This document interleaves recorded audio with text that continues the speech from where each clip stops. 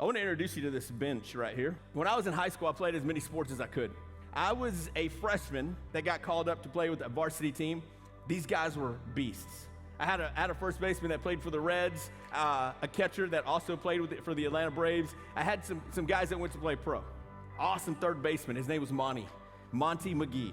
Man, not making this up. He was a character. And so these guys were like amazing to me because they were older than me. They were the upperclassmen I got to hang out with. And to be on that team, carrying their bags and being the freshman that had to go buy all the Frito pies and the Dr. Peppers and all that stuff, I loved it because I said, hey, I'm getting time with these guys. Well, it came a time we had the biggest tournament of our season. I'm a pitcher. I'm sitting the bench because pitchers sit the bench until it's their time to play because they think they're divas. So I'm sitting there, and the game's going on. The game is going on. I'm sitting there with a freshman friend of mine named Joey. We both made the team. He was a shortstop. It's about the 6th inning, and me and Joey are just cracking up at these signs in the outfield, and we're making different signs say different things because we're freshman boys, and there's just so many conversations happening, and everybody is tuned into the game. We're sitting on the bench, and we're here, and then I hear, Mario, get ready. Morales, you're in the game. And I was like, and I'm talking to Joey. He said, hey, bro, coach called your name. He goes, Morales, warm up. And I was like, he called me? And I got up. Joey goes, dude, I'll warm you up, man. I'll warm you up. Let's go. I was like, hey, man, don't tell coach, but I don't have my contacts in. He's like, what?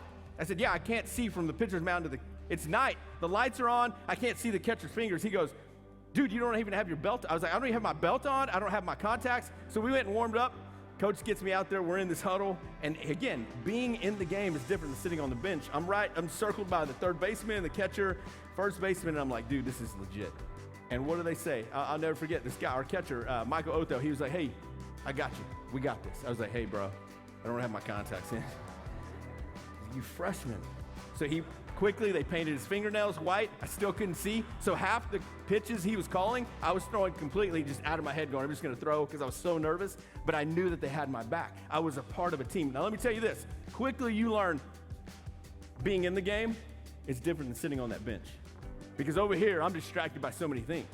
But when I'm in the game, the positive side, I'm a part of a team that has a purpose. I'm a part of a group of men that go, hey, we're going to do something.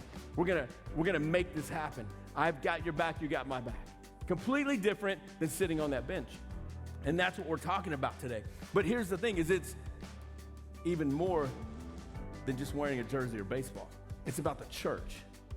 And if you'll write this down for me, it's in your notes. Taking ownership in my church is what?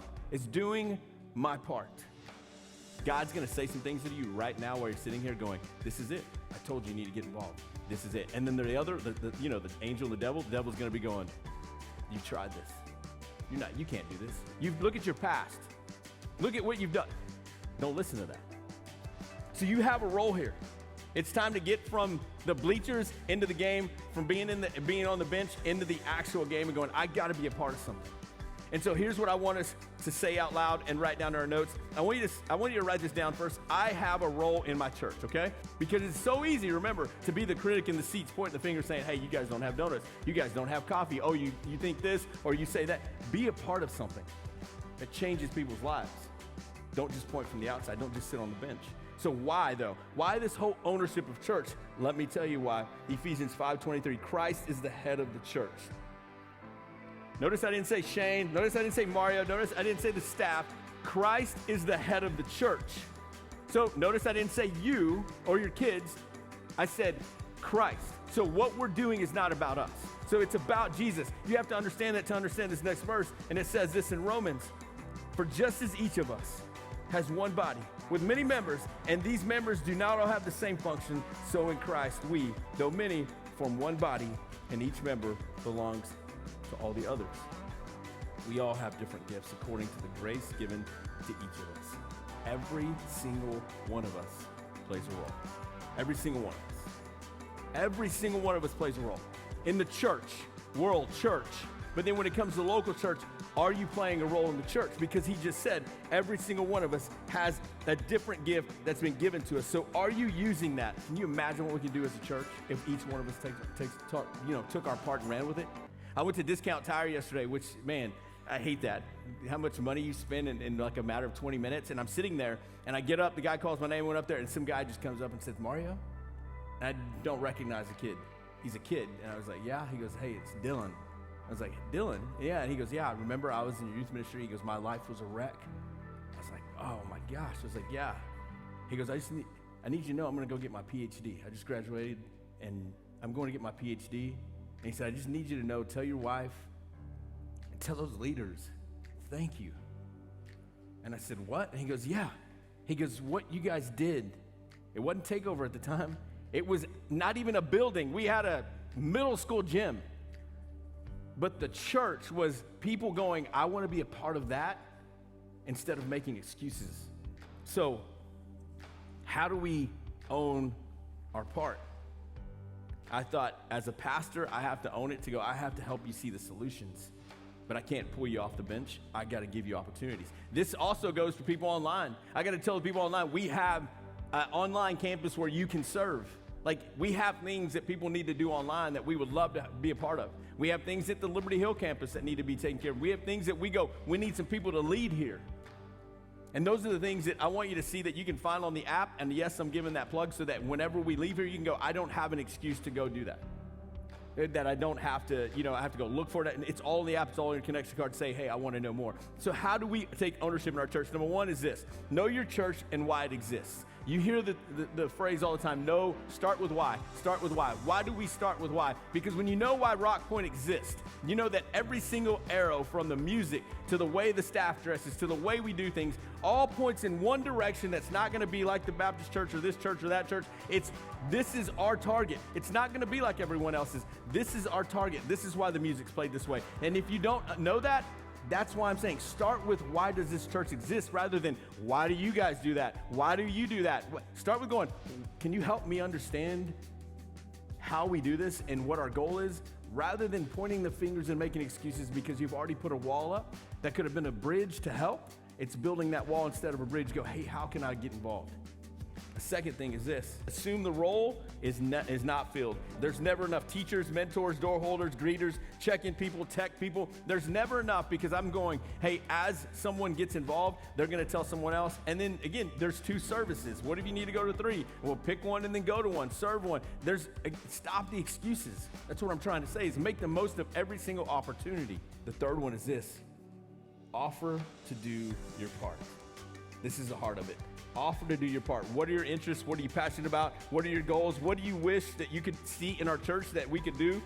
Whether it's kids, check-in, hospitality, the tech, just do your part to say, hey, I'm going to offer my services and here's what I want to do. This is what I want to do. Because God's probably been telling some of us in this room, you need the opportunity to serve. And here we are talking about it. But then the deceiver is on the other side going, you've tried that, don't do it. And it may make you nervous to do that, but we'll reach out to you and go, hey, we'll take this. We'll walk with you. Because, again, you don't see the greater side of that. What if you got involved here and you produced something or made something that just made us completely better and we couldn't do it without you? Just offer to do your part. And the last one is this: I'm going to challenge you to stop saying something. Stop saying, I go to Rock Point, and begin saying, I serve at Rock Point.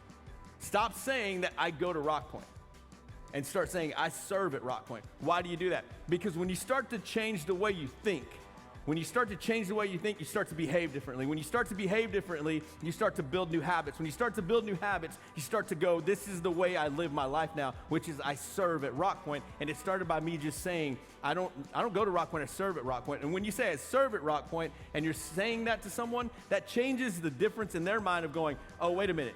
You don't go to Rock Point? No, I serve. Well, what does that mean? Well, you know what? I actually had to get involved because I was sitting on the bench and they challenged me to get off the bench. Well, I'm not ready to serve. That's totally okay, but I'm just telling you, you're a part of the church too. You've just shared your story a little bit by just saying, I don't just go to Rock Point, I serve. If you want to go to Rock Point, that's completely fine. But what I'm saying is I want you to be challenged to go, I got to get off the bench to do my part.